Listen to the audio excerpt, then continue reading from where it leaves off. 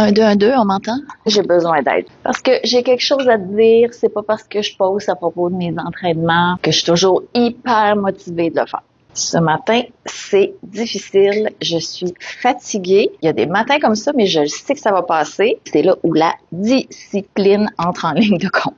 Fait que c'est le moment parfait pour moi de show up pour moi, pour toi aussi. Parce qu'aujourd'hui, je te partage mon entraînement pour tout le corps. Tu peux le faire à la limite sans matériel, mais tu vas avoir besoin de poids. Si tu as un bench, même ça peut être l'idéal, mais c'est pas obligatoire. Fait que je m'installe. Ça, c'est un bench pliant que j'ai trouvé sur Amazon.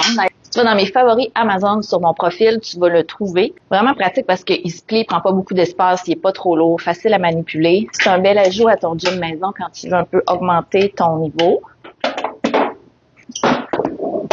Et voilà. On va huiler la machine un peu. Tous mes entraînements, j'ai commencé avec un échauffement. Comme aujourd'hui, je touche tous les groupes musculaires, on va s'assurer que je réchauffe l'ensemble du corps.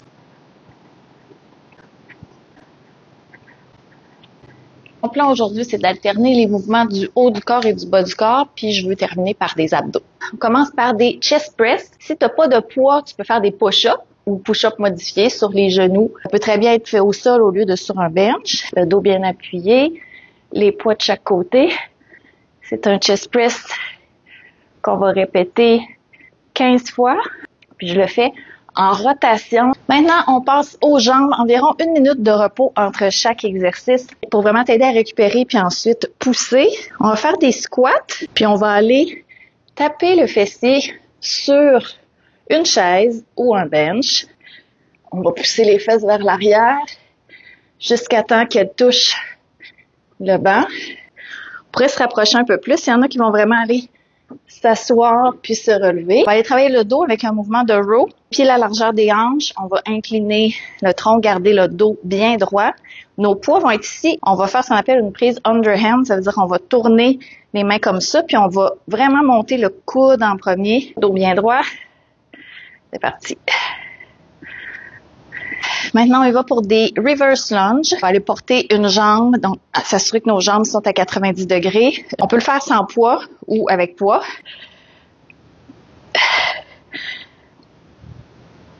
Aller travailler nos triceps en faisant des extensions. Donc, on prend un poids, on le place au-dessus de sa tête et on va aller plier derrière. On va relever en forçant avec nos 2 triceps. C'est important de garder les coudes quand même collés de chaque côté de la tête. Contracter les abdos pour pas arquer le dos non plus. Maintenant, il reste les mollets à travailler. On va prendre un poids dans chaque main, les pieds directement sous les hanches, puis on va aller se lever sur le bout des pieds. Dépose pas trop tes talons par terre si tu veux vraiment aller chercher le maximum de l'exercice. Maintenant, on va travailler les biceps. On va faire des hammer curls. Ça veut dire qu'on va tenir les poids en prise neutre. On rentre bien les coudes de chaque côté de la cage thoracique. On swing pas les poids. Maintenant, on passe aux abdos. On pourrait le faire au sol pour ce mouvement-ci.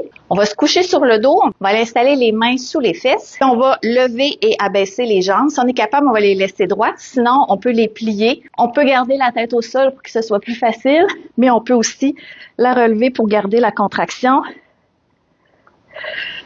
Prochain exercice d'abdos, si tu n'as pas de bench, tu as besoin d'une chaise que tu vas tourner côté pour pas que le dossier te dérange. Donc, tu t'assois sur le bout de la chaise, tu allonges un peu les jambes devant toi. Tu vas incliner le tronc vers l'arrière en le gardant bien droit. Tu vas mettre les mains de chaque côté de la poitrine. Puis le but, ça va être de monter les 2 genoux en même temps pour aller toucher le plus proche possible à tes mains, mais tu baisses pas les mains. C'est vraiment le mouvement où on monte les genoux. C'est parti. Si c'est trop difficile pour toi, vas-y une jambe à la fois. L'étape la plus importante à pas oublier, c'est de s'étirer. On va aller porter une jambe derrière ça pour étirer le mollet. Et en même temps, on va aller étirer l'épaule, le dos. On va aller étirer le quadriceps. Tu peux t'appuyer sur une chaise, un mur près de toi. Aux ischio-jambiers, on allonge une jambe devant soi, on plie légèrement l'autre, on garde le dos droit, on l'approche vers l'avant. Le but, c'est pas d'aller nécessairement toucher son orteil, c'est de sentir l'étirement derrière la jambe. Si tu es capable d'aller faire un squat très bas, donc on écarte les jambes, on tourne les orteils vers l'extérieur, on descend en squat, on va porter les coudes à l'intérieur des genoux. Si tu n'es pas en mesure de descendre bas, tu peux reproduire un mouvement similaire en écartant les jambes. Et finalement, On prend les mains derrière soi. On ouvre la cage thoracique. Good job! Je me sens maintenant énergisée.